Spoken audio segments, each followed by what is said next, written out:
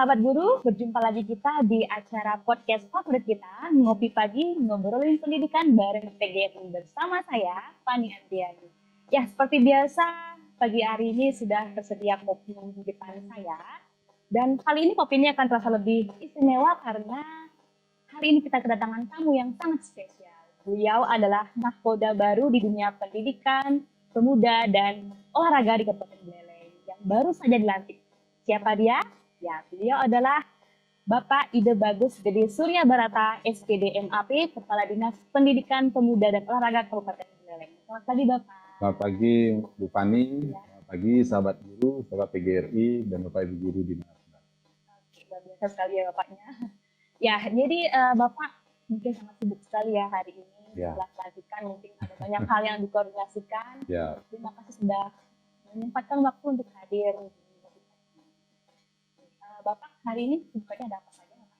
Hari ini kebetulan tadi sempat juga membersamai Bapak Bupati. Kemudian di minggu ini memang agak sedikit padat ke lapangan mendampingi beliau. Bapak Bupati juga ternyata intens untuk mengawal pendidikan kita untuk lebih baik ke depannya. Dan beliau langsung berkunjung ke sekolah-sekolah. Kami mendampingi. Kemudian tadi pagi juga ditugaskan untuk kegiatan olahragaan. Beberapa hari kemarin kita juga mewakili beliau di kesempatan untuk bertemu dengan pemuda-pemuda. Biasa sekali ya, dengan kesibukan untuk kesempatan hadir di tempat kita hari ini. Ya baik, ngomong Pak, langsung kita seruput kopinya biar tidak mengawali dengan seruput kopi ya. Ya, silakan sahabat guru bisa diangkat tangkirnya di. Oke. Biasa ya Pak. Ya, bicara soal kopi nih Pak. Ya. Tim kopi pahit atau kopi susu yang kekinian?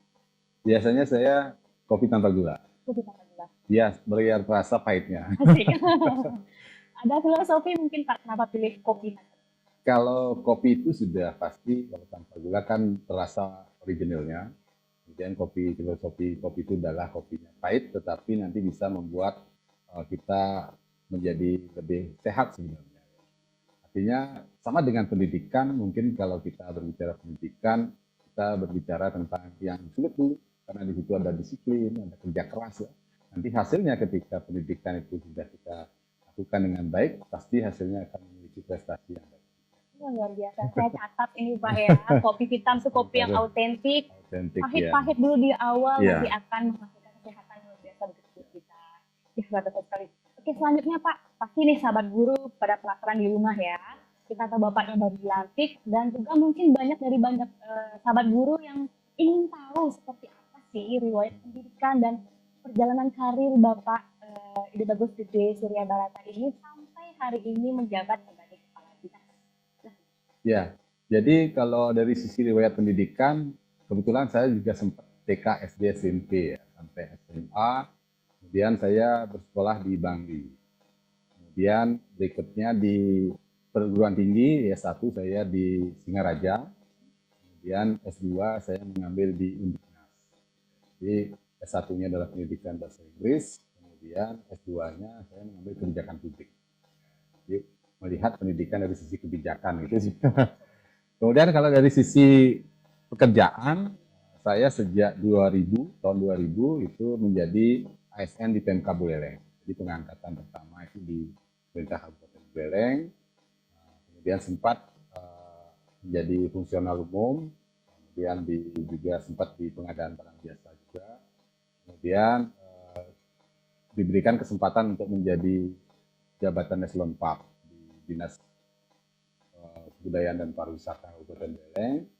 Kemudian diberikan kesempatan di Disipora Kabupaten Buleleng. Di perencanaan, kemudian menjadi kepala bidang pemuda dan olahraga, kemudian sempat menjadi sekretaris dinas dan hari ini diberikan kepercayaan oleh Bapak Bupati untuk menjadi kepala dinas pendidikan tunggal. Komplit sekali Pak ya. Kita mendapat kepala dinas yang cukup komplit ya, semua aspek ada di Bapak. Selanjutnya Bapak ini kan seorang pendidik ya. SPD saya lihat berapa SPD. Nah, kalau Bapak melihat filosofi pendidikan, bagaimana pendidikan yang ideal menurut Bapak dalam konteks Buleleng? Kalau konteks pendidikan yang ideal itu adalah pendidikan sebagaimana yang diamanatkan oleh Kiai Dirgantara. Kiai Dirgantara itulah bapak pendidikan kita. Pendidikan yang berorientasi memerdekakan peserta didik, kemudian sesuai dengan kodrat alam dan kodrat alam. Ini yang perlu kita pegang sehingga kapanpun kita berada dalam era apapun kita harus menyesuaikan konteks pendidikan kita. Maka dari itu kurikulum, kemudian media pembelajaran harus menyesuaikan dengan konteks.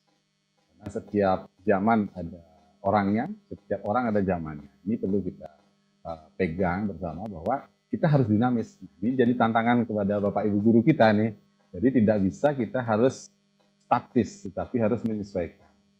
Itu yang kita yang pegang sehingga nantinya satuan-satuan pendidikan di mana Bapak Ibu guru berada itu menjadi sebuah taman bagi siswanya di mana mereka akan datang dengan rasa senang dan merindukan setiap ingin ketemu dengan Bapak Ibu guru, ingin berada di sekolah dan menjadikan sekolah rumah kedua mereka untuk bertumbuh dan berkembang sesuai dengan usia dan tingkatan pengetahuan yang harus mereka capai. Ya, itu juga menjadi cita-cita saya, Pak. Jadi saya ingin menjadi guru-guru yang selalu diingatkan oleh siswanya. Iya. Jadi bagi mereka, kalau saya nggak hadir itu mereka kangen. Kangen, ya, betul. Menciptakan sesuatu seperti itu ya, Pak. Kalau menurut Bapak, apakah sudah seperti itu pendidikan kita? Kalau saya melihat sampai saat ini, kita masih berproses ke arah sana. Jadi yang namanya berproses kan terus ini. Jadi lebih baik lagi. Dan saya optimis bahwa kita bisa, bersama kita bisa, karena kondisi kita sangat memungkinkan kita saling bersinergi. Kita tidak lagi istilahnya ego sektoral, ini superior yang itu kurang begitu bisa diterima gitu, tapi kita saling berbagi praktek baik. Jadi pada prinsip kami itu, kami mengarahkan sekolah itu tidak berkompetisi. Yang dikompetisikan itu adalah anak-anak kita. Sekolah itu harusnya sering berbagi, ya, sering menginspirasi. Di situ kok bisa ya, gimana caranya? Bapak Ibu guru juga seperti itu, sehingga Bapak Ibu guru dinamis juga, tidak hanya ingin di satu tempat saja, tapi ingin juga nantinya mengabdi di tempat-tempat yang memang saatnya mereka harus, atau beliau-beliau harus mengabdi. Jadi siap ditugaskan di mana saja kan gitu ya. Tidak jadi pertama jadi diangkat guru harus di situ sampai pensiun, kan tidak bisa seperti itu. Ini dulu juga kita sadari. Jadi konteks itu sangat sesuai sekali dengan program kita ya Pak. Yeah. Jadi ini adalah wadah di mana guru-guru bisa berbagi praktik baik untuk teman-teman guru di sekolah. Luar biasa ya, dan bersambut ya kalau nggak salah ya. Oke, selanjutnya Bapak. Jadi tema kita kan hadis baru, apanya yang baru? Ya, Bapak apa sih gebrakan atau prioritas yang utama Bapak akan siapkan untuk pendidikan, pemuda, dan olahraga selama Bapak menjabat beberapa tahun? Ya, jadi yang pasti baru itu adalah spiritnya. Semangat baru ini harus kita tumbuhkan. Apa? Yaitu kembali, kalau mengutip pendekatan pembelajaran saat ini, kembali ke mindfulness, meaningfulness, dan joyful. Artinya apa? Kita sadari dulu bahwa kita saat ini berada pada tugas pokok dan fungsi sebagai pembantu Bapak Bupati untuk menyelenggarakan kebijakan di bidang pendidikan, pemuda, perkembangan, dan olahraga. Kalau kita lihat pendidikan, pemuda, dan olahraga adalah satu benang merah untuk apa? Memunculkan ataupun menciptakan generasi-generasi muda yang hebat. Sumber daya manusia. Tidak mungkin tanpa pendidikan kita memiliki generasi yang hebat. Tidak mungkin tanpa olahraga kita akan menjadi hebat juga. Jadi disinilah pembibitan prestasi olahraga diperlukan untuk menjamin bahwa anak-anak kita dalam kondisi sehat dan juga 7 kebiasaan anak Indonesia hebat. Kemudian tidak menutup kemungkinan juga pendidikan kita yang terdiri dari 3 komponen. Yang pertama adalah kurikulum, yang kedua adalah sarana prasarana, yang ketiga adalah peserta didik. Ini harus mendapatkan fasilitas yang memadai. Yang berikutnya adalah kepemudaan kita. Kepemudaan kita, mungkin belum tahu ya Bu Fani, pemuda itu apa ya? Kalau menurut undang-undang itu pemuda itu adalah warga negara Indonesia yang berusia 16 sampai 30 tahun. Dalam koridor itulah generasi-generasi kita harus kita tanamkan kesadaran bahwa mereka adalah usia-usia produktif untuk menjelang usia produktif berikutnya. Dalam rangka apa? Dalam rangka menuju Indonesia Emas. Indonesia Emas itu kan lagi berapa tahun ya? Kalau 2045 kita canangkan Indonesia Emas berarti 20 tahun lagi. Kalau sekarang anak-anak kita yang di SMA sudah 16 tahun, mereka 36 usia 36. Apakah mereka akan seperti kita? Apakah ya di situ tantangannya? Apakah kita akan menjadi tonik ataukah menjadi toksik dalam bonus demografi yang diidam-idamkan oleh Bapak. Kebijakan yang nantinya diarahkan oleh Bapak Bupati adalah bagaimana membawa pendidikan ini lebih maju dan merata. Jadi merata tidak berfokus pada city sentris, tapi ke seluruh pelosok. Maka dari itu kami mendesain program Bapak Bupati adalah akses yang merata, kemudian kualitas yang merata juga. Mungkin dalam podcast beliau juga disebutkan adalah satu sekolah ya di Grogak sana ternyata bisa berbicara di tingkat nasional. Artinya tidak Singaraja sentris, tapi sudah ke pelosok juga. Dan ada GTK-GTK kita yang tidak hanya di Singaraja, tetapi ada dari PJ Kule, kemudian dari Dusun Biu, itu semua tumbuh. Jadi Buleleng itu memang sedang bertumbuh untuk lebih baik dari sisi pendidikan. Itulah harapan kita, dan ini diperlukan sebuah kolaborasi dan sinergi pentahelix. Jadi pentahelix tidak saja pemerintah dan guru-guru, tetapi di situ ada pemerintah, ada pihak swasta, ada pihak masyarakat juga, ada perguruan tinggi, ada juga media. Nah, ini perlu juga kita sinergikan sehingga pendidikan itu tanggung jawab bersama dan untuk kita semua. Kita itu adalah saat ini dan yang akan datang. Kan gitu ya. Jadi anak-anak yang ada di depan kita menunggu kita, kemudian berinteraksi dengan kita, itulah mereka atau itulah kita-kita yang akan datang. Gitu. Ya. Kan itu ya. Jadi seperti itu. Kita nanti ya. Betul. Jadi bagaimana kita mempersiapkan mereka agar siap kemudian hari menjadi kita-kita yang ya. Luar biasa sekali ya Bapak. Ya. Disebut dulu lagi kopinya Pak, oh, ya. Biar lebih kental lagi pembicaraan kita ke depan. Bapak Ibu Guru, mari kita seruput kembali kopi kita. Kenapa setiap kopi itu, setiap kita minum kopi ada ahnya Pak? Itu artinya menikmati. Ya. Apapun itu harus kita nikmati. Hal-hal yang mungkin bertentangan dengan rasa nyaman kita akan terasa nikmat ketika kita menikmati. Artinya kita harus selalu bersyukur, ikhlas, menikmati apapun itu pahit, manis, kehidupan Pak ya. Ya, rasa itu kan ada sadrasa ya. Itu ya. Jadi bagaimana kalau kita ingin tahu kalau kita tanpa menikmati kan gitu. Itulah. Mungkin itu yang kita perlu ya tumbuhkan ya dalam diri. Ternyata tidak asik-asik saja. Tetapi ketika dinikmati, jadi asik-asik semua ya. Gitu ya. Iya. Oke Bapak, kita masuk ke segmen Halo TGRI. Di sini sudah ada masuk 2 pertanyaan Bapak. Ya. Pertanyaan pertama itu datang dari Bapak Kadek Budi Artawan, selaku Ketua PC TGRI Kecamatan Sejatila. Nah, jadi beliau ini di sini menyalurkan apresiasi dari rekan-rekan guru Kecamatan Sejatila. Aspirasi. Ya, aspirasi. Ya. Pertanyaannya, Bapak, apakah bisa guru-guru SD, SMP itu libur total Galungan Kuningan? Oh, libur ya. Iya. Itu akan sudah mulai libur Galungan. Apakah kita bisa? Iya. Baik, sebelumnya saya ucapkan kepada Bapak Ibu guru hebat dimanapun berada, khususnya yang beragama Hindu, saya ucapkan selamat menyambut Hari Raya Galungan dan Kuningan. Jadi saya akan menanggapi apa yang disampaikan oleh Pak Widi. Memang kita di Kabupaten Buleleng sesuai dengan ketentuan yang ada bahwa Bapak Ibu guru yang berada di Satuan Pendidikan Negeri itu adalah kebanyakan ASN. Ya. Nah, jadi Bapak Ibu guru yang ASN ini itu sudah ada role yang dipegang untuk menjadi ketentuan bersama bahwa mereka harus menjalankan kewajiban sebagai seorang guru. Di aturan ASN di situ sudah diatur hak dan kewajibannya.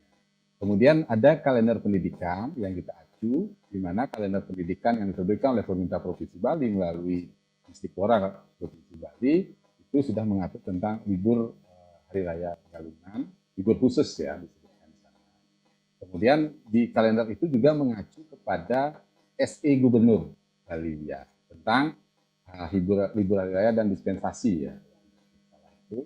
Itu di situ. Nah, dari kondisi itu kita sudah membuat pemberitahuan kemarin kepada Bapak Ibu guru. Karena Bapak Ibu guru hak-hak ASN-nya sudah diberikan, termasuk hak cuti. Kemudian cutinya pun beragam, termasuk cuti bersama juga, gitu ya.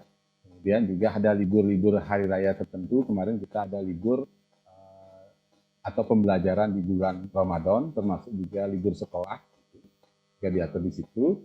Kami menyikapi kondisi itu, menyesuaikan dengan regulasi, membuat pemberitahuan bahwa Bapak Ibu itu ketika anak-anak melaksanakan libur di rumah, libur hari raya, itu Bapak Ibu guru melakukan tugas-tugas peningkatan kompetensi. Karena kita ketahui bahwa Bapak Ibu guru tidak hanya melaksanakan proses mengajar, tapi juga mempersiapkan pembelajaran, melakukan refleksi dan melakukan evaluasi. Jangan sampai nanti libur-libur yang ada itu tidak dimanfaatkan untuk libur, tapi dimanfaatkan untuk kegiatan peningkatan kompetensi. Tapi ketika diberikan ruang untuk melakukan itu, disitulah saatnya Bapak Ibu guru kita melakukan. Ini yang perlu kita samakan persepsi kita.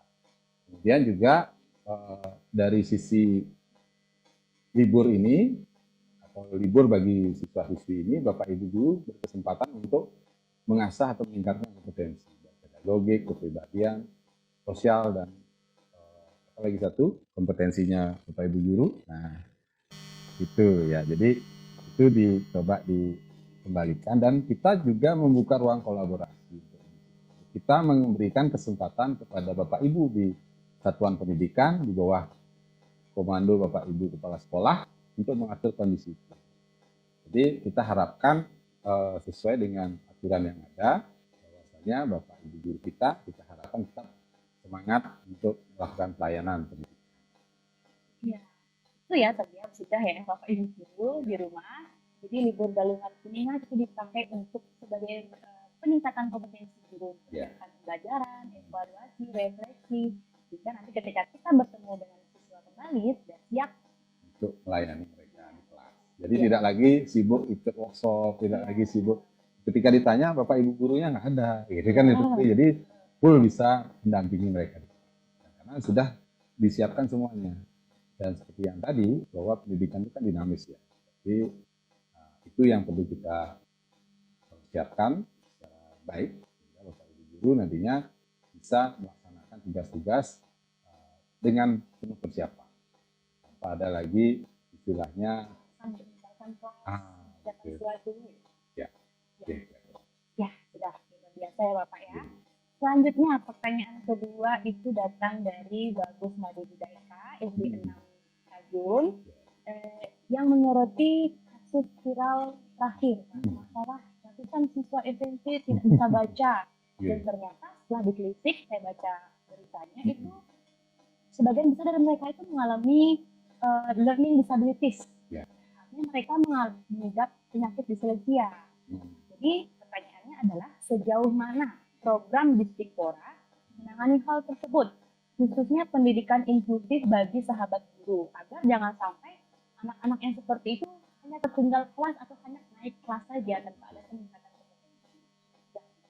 Luar biasa, ini terima kasih perhatiannya. Jadi Bapak Ibu guru ini juga menjadi refleksi kita ya, bahwa setiap saat kita tidak saja dihadirkan sosok-sosok yang mungkin mudah untuk kita atur atau kendalikan, tetapi kita dihadapkan pada kondisi-kondisi penuh tantangan untuk merefleksi kembali kepada kita bahwa kita itu adalah seorang guru yang siap dan hebat.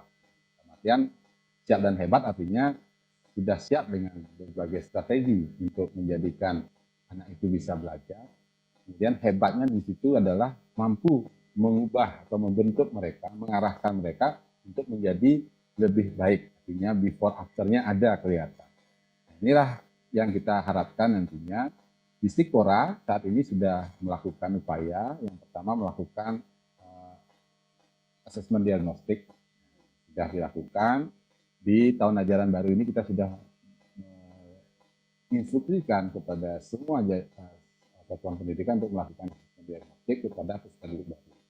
Kemudian di kelas 4, kelas 3, 4 itu kita sudah kita laksanakan asesmen. Ada beberapa inovasi yang sudah dilahirkan oleh pengawas sekolah untuk mendeteksi dini kondisi itu. Kemudian ketika sudah terpantau datanya, itu kita lakukan pendampingan. Kemarin kita ada pendampingan dari Undiksa, ada juga dari teman-teman di staff, kemudian ada juga pendampingan dari psikolog, kemudian juga ada dari ULD. Kita punya namanya unit layanan disabilitas. Nah, di sini sebagai pintu layanan pertama yang nantinya bisa dimanfaatkan oleh satuan pendidikan, bisa dimanfaatkan oleh masyarakat ketika memiliki anak-anak yang terdeteksi mungkin tidak seperti common children ya, anak-anak seperti ya. Di situ bisa disampaikan kepada kami. Nanti kami akan melakukan assessment dan ini akan ada tindak lanjut penanganan. Nah, kami juga berharap kepada Bapak Ibu guru dalam melakukan pelayanan ini, ketika sudah ada indikasi anak-anak ini memerlukan hal yang khusus gitu, jadi silakan diberikan perlakuan khusus. Dalam artian secara reguler memang ada ketentuan apakah CP ya itu ya. Tetapi ketika ada perlu anak-anak ini CP yang khusus, why not? Coba kita desain. Kemudian kita juga sedang berbagi praktik baik dengan teman-teman GPK. Ada teman-teman guru yang sudah lulus mengikuti pendidikan GPK itu diklat ya. Mereka berbagi bagaimana caranya mengajak anak-anak kita nantinya atau mendeteksi anak-anak kita dan mengajak belajar ketika ada anak-anak yang memang membutuhkan perhatian. Kemudian kita sedang mempropos juga kepada tim anggaran daerah untuk melatih guru-guru kita untuk bisa nanti ikut pelatihan GPK. Kemudian ini yang perlu kita sadari bahwa tidak setiap satuan pendidikan itu ada pengetahuan tentang GPK. Sehingga ketika satuan pendidikan tersebut mendapatkan peserta didik yang memang membutuhkan pelayanan khusus, itu tidak serta-merta kita dapat atensi. Ini memang menjadi kondisi kita, tapi jangan patah semangat. Ya. Jadi tetap untuk memberikan yang terbaik, itulah gunanya kita berkolaborasi. Jadi di satuan pendidikan, kita rencanakan ini ke depan akan ada semacam minimal di gugus-gugus SD, kemudian di kantor-kantor wilayah, itu kita ada konsul untuk GPK. Jadi kita sedang proses ini kajiannya untuk nantinya bisa GPK ini sebagai model guru BK yang ada di SMP, SMA, SMK. Itu kalau di SD kan belum ada. Jadi mereka akan melayani di beberapa satuan pendidikan. Sehingga tidak harus, boleh dia menginduk di satu sekolah, tetapi dia akan melayani beberapa anak di sekolah-sekolah yang lain. Sehingga lebih dekat. Kalau misalnya saat ini kita ketahui ada SDLB, SMPLB itu kan ada di beberapa titik saja bahkan di pusat kota. Tapi kalau yang jaraknya jauh, mereka akan terkendala di transportasi dan akses juga.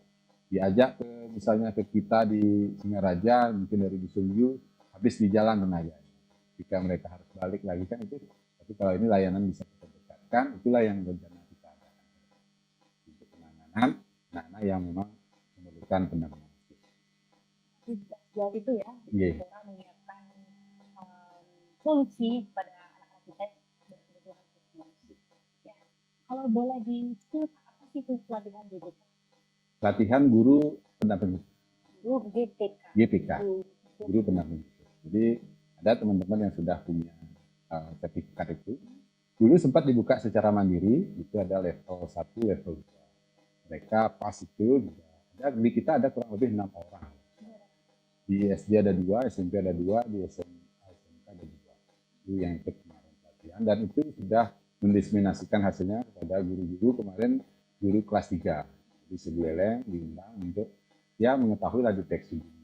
Kemudian kita siapkan aplikasi untuk itu, untuk asesmen awal.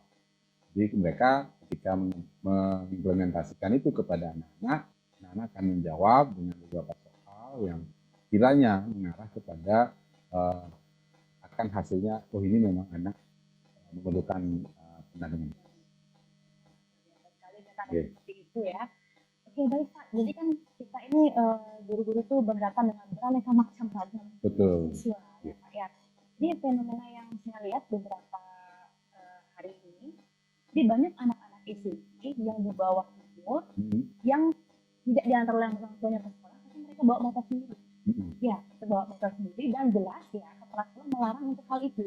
Jangan parkir di sekolah. Tapi fenomena yang terjadi itu justru masyarakat sekitar sekolah yang memberikan lahan untuk mereka parkir di sana.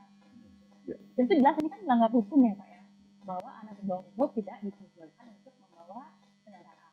Menurut Bapak, perspektif Bapak itu seperti apa? Kalau saya boleh menganalogkan kondisi itu sama dengan dilarang merokok. Anak-anak tidak boleh merokok, tetapi mereka curi-curi. Kayak seperti itu ya. Jadi apa yang perlu kita sikapi dalam hal ini adalah penumbuhan kesadaran. Kalau misalnya ya, saya berpikirnya gini, karena dari peristiwa merokok dulu. Bapak Ibu guru menerangkan bahaya merokok di kelas. Tetapi anak-anak itu ternyata di lingkungannya melihat orang tuanya, mohon maaf ya, ada lingkungan atau kakak ataupun tetangganya itu kok enak-enak sekali merokok. Kan ini jadi pertanyaan. Katanya Pak Guru, Ibu Guru, merokok itu tidak baik, dilarang. Tapi kok Bapak merokok? Iya. Kontradiktif ini yang kondisi yang dihadapi oleh Bapak. Nah, saya di beberapa kesempatan memberikan, coba kalau kita bangun kesadaran, misalnya Anda atau kamu boleh merokok, tapi nanti setelah organ tubuhmu siap, setelah kamu memiliki cukup uang. Karena apa? Dalam biologi mungkin ya, organ tubuh terkena asap terbiasa, gitu ya, bisa dijelaskan di situ. Kemudian ada praktek yang bisa diberikan, misalnya ketika kita menutup gelas isi asap dengan tisu basah ataupun kapas, itu ada zat yang tertinggal. Kalau Anda merokok akan seperti ini kira-kira. Nah, ini diperlukan ketika organ tubuh kita siap. Jadi organ tubuh siap itu ketika Anda sudah menginjak gelas. Kemudian juga rokok itu mengandung zat adiktif yang menimbulkan ketagihan. Dan itu harus Anda beli atau sekalian beli dengan uang. Siapkah Anda suatu saat ketika ketergantungan ketika rokok membeli? Nah, kan itu jadinya. Sehingga mereka bisa berpikir, oh ternyata seperti itu ya. Jadi tidak dilarang-larang dulu. Sama dengan kondisi membawa sepeda motor. Membawa sepeda motor sesuai dengan undang-undang itu harus punya SIM, surat izin mengemudi, yang diterbitkan setelah mereka bisa memiliki KTP. Berarti kan syaratnya harus KTP. Belum layaklah mereka untuk melakukan itu. Tapi kenyataannya kan sudah banyak. Nah, kalau kami itu bukan masalah boleh tidaknya SIM, memiliki atau tidaknya SIM, tetapi keselamatan. Lebih kepada keselamatan. Bagaimana? Berarti apa yang perlu dilindungi dari sisi itu? Mungkin helmnya. Kemudian menumbuhkan kesadaran juga orang tua. Kalau orang tua ini memang dia memiliki kesepahaman dengan kita di sekolah bahwa anak-anak memang belum boleh membawa sepeda motor atau mengendarai sepeda motor.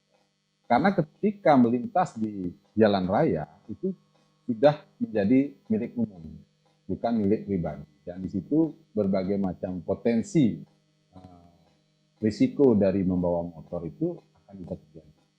Kalau tidak hafal atau fasih dengan menggunakan rambu, itu akan menjadi kecelakaan yang tidak saja merugikan diri sendiri, tetapi merugikan orang lain. Nah, ini harus kita tanamkan secara bertahap. Nah, ini memang harus ada komitmen dan butuh proses. Tidak bisa serta-merta. Kalau membangun kesadaran itu, saya rasa tidak 1-2 hari, tetapi mungkin 1-2 generasi.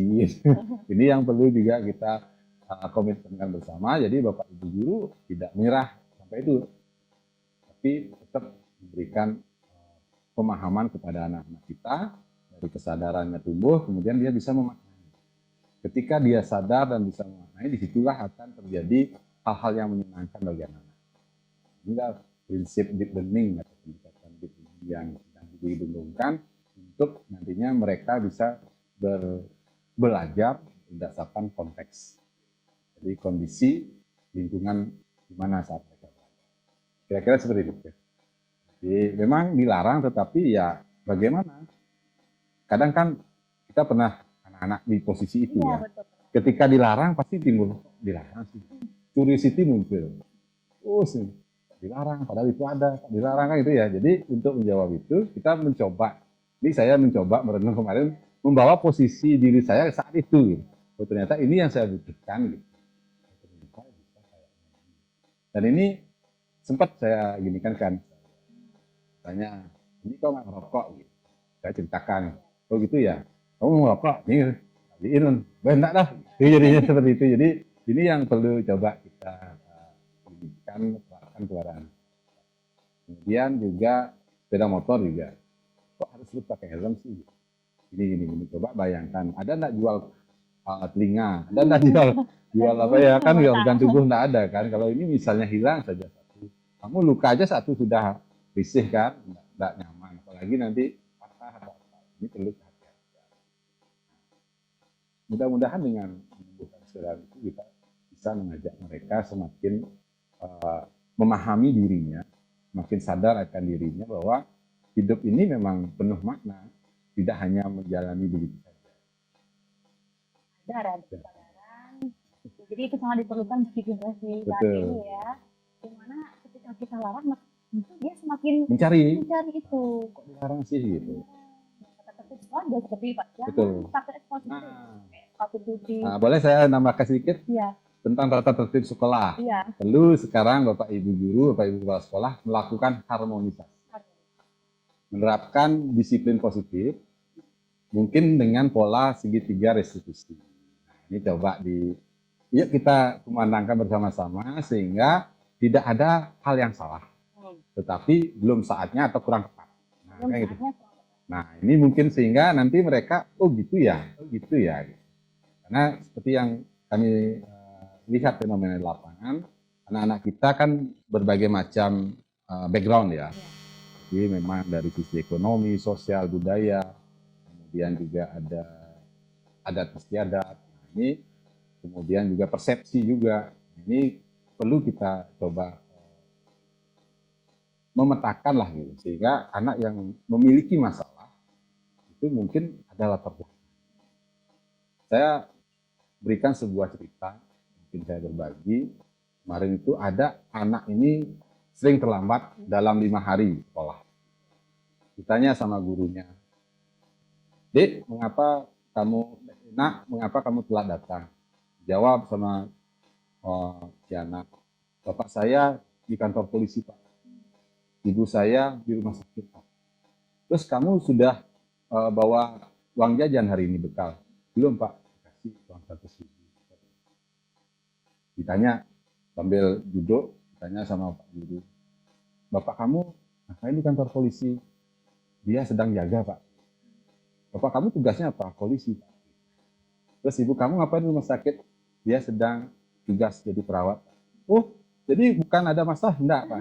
Terus uang jajannya balikin? Enggak mau Pak. Jadi anak-anak kita sudah seperti itu loh. Jadi awalnya mungkin karena ada masalah kita, persepsi kita. Ternyata tidak, dia bercerita benar, tetapi kita yang menangkap salah. Terjadi juga kemungkinan di anak-anak. Seperti ini ternyata mereka ada masalah juga. Atau mereka sudah menemukan sebuah pola yang kira-kira maunya kita nanya benar-benar, dia ngeprank kita. Pernah enggak Bapak Ibu guru di prank sama anak-anak? Kan sekarang kan anak-anak sudah mungkin selangkah lebih maju kalau hal-hal seperti itu daripada kita. Saking banyaknya inilah perlu kita buatkan sebuah norma ataupun aturan yang bisa dipahami tidak oleh anak-anak kita saja, tetapi oleh orang tua. Parenting ini menjadi penting juga untuk dilakukan, sehingga kita semakin tahu posisi anak-anak kita yang ada di layar saat ini dari sisi keluarga.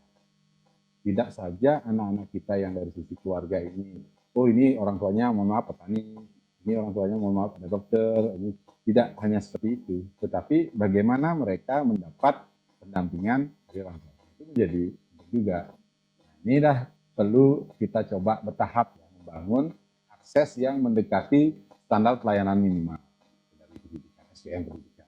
Itu yang kita juga sedang buatkan semacam kajian untuk melakukan pemerataan dari sisi pelayanan minimal. Parenting itu cukup ya, sangat tentunya meningkatkan pandangan anak terhadap masalah-masalah kehidupan sehari-hari. Betul. Yang pendidikan mereka juga seperti itu. Ya. Kita kalau boleh kita tahu seperti apa sih parenting Bapak? Kalau saya, ya kebetulan anak ini saya ada 4. Ya, KB Bali lah. Saya ada 4 anak. Jadi ada kakaknya sudah mulai bekerja, coba-coba kerja karena tidak tamat kuliah. Kemudian yang kedua itu ada di SMA, yang ketiga masih di SD kelas 6, yang keempat ini SD kelas 2. Jadi jaraknya 1-2 itu 6 tahun, 2-3 itu 5 tahun, 3-4 itu 4 tahun. Mudah-mudahan menginspirasi Bapak Ibu guru yang muda-muda nih. Jadi KB-nya KB Bali. Sip nyaman yang ketut, jadi tidak takut. Jadi prosesnya kami memberikan ruang kepada anak-anak untuk berani berekspresi, berani mengungkapkan pendapat, jangan takut bertanya. Dan ini menjadi kejutan bagi saya ketika kemarin saya mengajar anak itu mau ulangan. Saya ajar malamnya, besoknya, karena malamnya itu kok setiap ngambil buku ngantuk katanya. Udah, gitu dulu besok pagi belajar. Nah, besok pagi mau bangun, belajar, bentar, ya kasih motivasi. Dek, nanti ini yang kelas 2 SD. Ini, Dek, nanti kalau ada yang tidak diketahui soalnya, jangan ragu-ragu bertanya sama misnya. Biar enggak nanti kamu hilang nilainya. Oh, berarti nanti adek nanyanya gini, Miss apa jawaban nomor 1? Itu kaget gitu. Oh, kok gini? bertanya katanya gitu. Nah, ini yang perlu kita sikapi seperti apa mengemas bahasa ya kepada anak-anak kita. Ternyata unpredictable, ternyata seperti itu dia. Kita perlu semacam strategi komunikasi bagaimana menjadikan mereka paham. Ini juga berikutnya dia mungkin terbawa beberapa cerita sama teman-temannya gitu, ditanya gitu. Tanyanya seperti ini.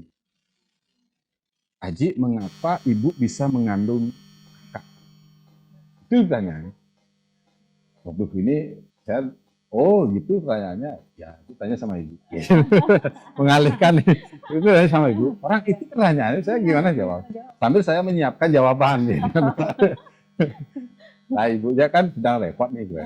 Ya nanti ibu jawab gitu. Anak-anak kita seperti itu. Ini yang perlu kita siapkan. Mereka akan bertanya. Nah, yang satu hal, saya ketika hadir di SD 3 Banjarjauh, itu pas hari anak, tanggal 23 Juli kemarin ya, itu saya ketemu sama anak pas salaman. Dia nanya gini, enggak saya sangka ini, Pak, disalimin, Pak boleh nanya nggak? Oh, boleh. Mengapa sih korupsi itu tidak bisa hilang di Indonesia? Gitu pertanyaan. Anak SD, Pak ya? Iya, anak SD. Wow. Ya, saya langsung jawab spontan. 1, jangan bohong itu kuncinya. Jadi mulai sekarang jangan pernah belajar bohong. Jadi tidak korupsi.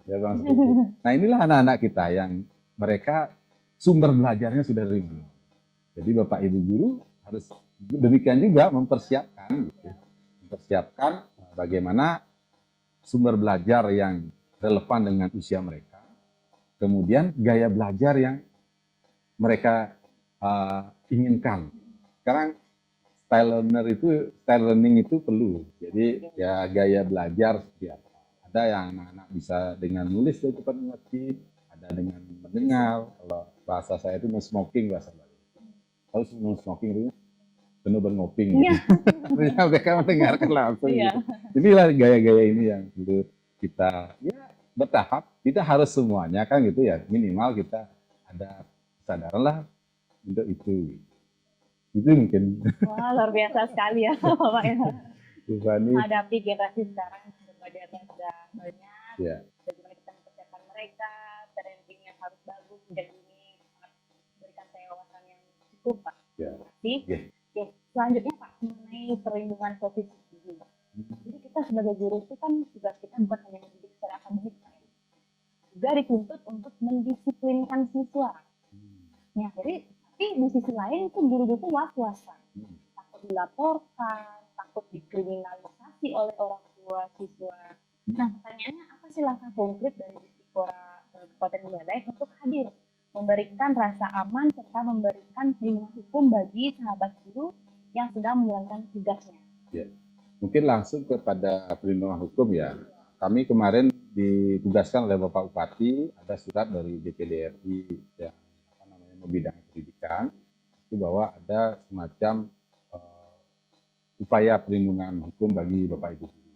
Kami sedang kaji itu, dan kami akan bangun komunikasi nantinya dengan Pentahelix tadi ya. Kita coba dengan aparat penegak hukum juga, karena ada undang-undang yang melindungi Bapak Ibu guru kita terkait dengan pelaksanaan apa definisi pendidikan itu, apa definisi pendidik, kemudian juga ada undang-undang tentang perlindungan anak. Ini juga perlu kita perhatikan. Ada 2 undang-undang atau regulasi yang akan kita harmonisasi sehingga Bapak Ibu guru di ranah. Kemudian mungkin ini juga jadi pemantik kita sebagai Bapak Ibu guru untuk lebih nantinya melakukan refleksi terkait dengan penegakan disiplin yang berkesadaran, tidak dengan ya apakah semena-mena atau kekerasan lah. Jadi mungkin itu yang perlu kita tumbuhkan ke depan. Seperti yang cerita-cerita saya tadi itu memantik kesadaran anak-anak kita. Jadi mereka bukan blok bahwa ini harus gini, kalau anak itu salah.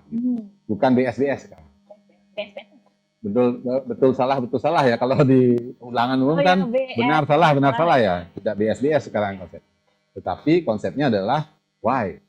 Jadi kenapa kamu jawab ini? Kenapa jawab itu? Mungkin ke sana arahnya nanti. Mungkin ke EC, itu multiple choice mungkin menjadi sekian ya, angka sekian, apalagi di SBS. Tapi mungkin ke skala lipat mungkin ya 7, sangat 7 yang seperti itu ditumbuhkan sehingga mereka mau mengungkapkan perasaan yang baik. Ini metode ataupun pola yang perlu dicoba sehingga anak-anak kita dalam menuju pembelajaran abad 21 itu memang betul-betul bisa dipahami oleh Bapak Ibu guru kita. Jadi Bapak Ibu guru ya tetap growth mindset yang dibutuhkan. Tidak hanya cukup yang kemarin-kemarin saja. Mungkin itu yang jadi atensi kita, sehingga nantinya untuk perlindungan hukum ini kami masih kaji dan koordinasikan lebih lanjut, sehingga Bapak Ibu guru nantinya bisa melaksanakan tugas dengan nyaman. Kalau ada hal-hal misalnya di luar konteks dan mengganggu kenyamanan Bapak Ibu guru, di luar konteks mengajar yang dapat mengganggu kenyamanan, itu bisa disampaikan kepada kami di Distipora. Jadi kami akan mencoba mencarikan mediasi terkait dengan kondisi-kondisi. Kemudian juga kalau ada misalnya siswa ataupun orang tua yang mengadu itu agar disampaikan kepada kami. Jadi kami bantu untuk mengkomunikasikan, melakukan mediasi. Hal yang paling dekat adalah mediasi. Ini bentuk perlindungan. Nanti akan di situ akan di tracing yang mana mungkin yang melanggar undang-undang atau tindakan-tindakan kejahatan atau pidana, mungkin seperti itu. Tapi kalau masih dalam ranah pemberian sanksi dalam pendidikan, yang rasa itu masih bisa ditoleransi. Artinya mendidik itu Bapak Ibu guru kan tidak hanya mengajar, itu ada mendidik, ada juga melatih kan gitu ya. Kita tahu kalau latihan perlu repetisi kan. Ini yang perlu dilakukan oleh Bapak Ibu guru sehingga harus mengulangi sampai mereka bisa. Dan potensi anak-anak yang tahu itu kan Bapak Ibu guru. Dan orang tua juga perlu kita ajak komunikasi, sharing, parenting tadi harus sadar. Ketika di sekolah anak ini jarang orang tuanya bisa diajak komunikasi. berarti perlu atensi khusus. Jadi ketika kita lihat kan gapnya ada di sana. Ini orang tuanya jarang hadir, tapi anaknya tidak ada masalah, itu berarti wajar-wajar saja. Berarti ini jalan, berarti bisa. Tetapi ketika orang tuanya tidak pernah hadir, kemudian anaknya ada gejala-gejala bahwa mereka perlu perhatian, itu dikawal. Gitu. Ini mungkin salah satu filosofi dari menghadirkan guru wali sekarang. Kayak gitu ya. Jadi untuk melakukan semacam ya tempat anak-anak itu sebagai orang tua keduanya di situ. Karena kalau kita lihat beban guru kelas, beban guru mapel kan juga sudah agak penuh ya orientasinya ke materi pembelajaran. Tapi guru wali ini lebih kepada sisi psikologis anak-anak kita. Mungkin seperti itu. Wah, luar biasa sekali ya. Dari tadi diskusi kita sangat berat sekali. Dan sekarang sesi kita beralih ke fun fact. Jadi ya, Pak Kades ini ternyata suka seni loh pemirsa. Ya, Bapak itu pelaku seni atau cuma penikmat saja? Ya, saya milu-milu tuung lah. Saya ya. Jadi ya seperti tadi menikmati saja. Ya, kebetulan dari kecil sempat ikut nari, ikut menggambel gitu kan. Bali kan seperti itu ya. Orang Bali kan identiknya seperti itu. Saya tahu dikit-dikit. Kemudian ikut olahraga, di bela diri sempat. Kemudian di atletik juga sempat. Nah, itu yang saya miliki. Ya kalau apa namanya pas gini itu mungkin di keagamaan dan hidung dan sembang itu yang paling legend itu adalah saya yang tertanam itu adalah lagu Bukuh Ginanti ya. Ginanti namanya. Ya. Yang saking tuhu mana guru itu yang saya masih terngiang sampai sekarang. Ada filosofi Pak? Ya, saking sekennya ini maksudnya ibu guru, bapak guru ini akan menceritakan kepada anak-anaknya. Saking tuhu mana guru mituturin jeneng jani. Saking tuhu mana guru, saking serius, saking dalam ini maksudnya Bapak Ibu guru dari hati yang paling dalam akan menceritakan mituturin ya, kan itu mengajarkan kepada anak. Mituturin jeneng jani, kaweruhan luwir senjata. Pengetahuan itu adalah ibarat senjata. Kaweruhan luwir senjata yang medadi perabotan saya yang bisa digunakan sebagai alat setiap hari. Pengetahuan itu senjata yang digunakan sebagai alat setiap hari. Keanggen ngeruruh merte untuk mencari penghidupan. Seenun cenengi urip selama kehidupan kita. Jadi itu yang saya pegang sampai saat ini. Ada yang kedua yaitu lagunya Kuku Pucung. Bibianu ya. Bibianu lamun payu luas manjus antengi teket lihat nain ngabu mesui yuk kuntul bawang anggon. Saya kok terstressing di antengi teketan jemetang bani gitu. jadi dimanapun kamu ditugaskan atau sebagai apapun antengi teketan. Jadi antengi teketan lihat nain gitu. Jaga tetap untuk menjadi hal yang lebih baik. Kalau tanpa itu, tanpa mensyukuri tadi konsepnya atau berkesadaran, kita rasa dimanapun akan tidak memberikan dampak. Nah ini yang saya kok masih terbawa sampai saat ini gitu. Hal-hal kecil di masa lalu itu waktu saya sekolah itu masih terbawa saat ini. Inilah peran guru di situ menumbuhkan kesadaran bahwa pentingnya akan pendidikan. Karena di situ ada bekal yang kita jadikan senjata untuk mencari penghidupan kita. Kemudian ketika kita sudah mendapatkan sebuah profesi ataupun swadharma, di situ kita diingatkan pada jemet ya, antengnya terkekang gitu. Jadi jemetang bane untuk lakukan kegiatan-kegiatan yang nantinya menguatkan kondisi profesi. Gitu. Wah, luar biasa sekali. Tangan dong untuk Pak Kades kita ya. Paket komplit kapan kita punya Pak Kades seperti ini ya. Iya. Buku deh apanya. Nah, hanya sebatas perjalanan yang mungkin perlu kita refleksi bersama. Iya. Kita ingin menggerakkan nanti semuanya adalah tim. Gitu. Tim itu together everyone achieve more. Jadi dengan ini kolaborasi kita ya, semuanya akan mendapatkan lebih. Oke, Pak, dari tadi Fanta udah gini-gini Pak. Oh gitu ya. Samaan kasihkan Pak. Oh, iya. Dan tidak terasa waktu itu berlalu kalau kita ngobrolnya seperti ini Pak ya. Ya, jadi mungkin kita undang lagi Pak Hadi di segmen berikutnya ya. Kita klik-klik lagi seperti apa. Jujur saya ngomong sama Pak Hadi itu banyak sekali wawasan yang saya terbuka, parenting, pengajaran sekolah, banyak yang saya dapatkan terutama ya, dan pastinya sahabat guru di rumah sudah banyak mendapat hal dari Pak Hadi. Oke, baik. Fun fact yang terakhir Pak, jam tangan kita sama. Oh iya ya. Jangan, Pak. Oh ya. Jangan. Oke, Pak, ini gelas kita sudah hampir habis isinya, tapi wawasan kita tentang pendidikan justru bertambah dengan hari ini. Sekali lagi terima kasih Bapak sudah bisa memenuhi undangan kami di acara podcast Ngopi Pagi Ngobrolin Pendidikan bareng TGRI.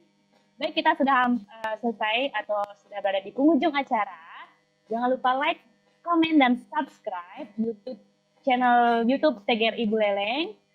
Dan sampai jumpa di kesempatan selanjutnya. Silakan Bapak, ada closing statement. Terima kasih. Selamat Hari Guru bagi Bapak Ibu guru hebat. Tingkatkan kompetensi, menjadi guru kompeten untuk Buleleng yang paten. Buleleng paten.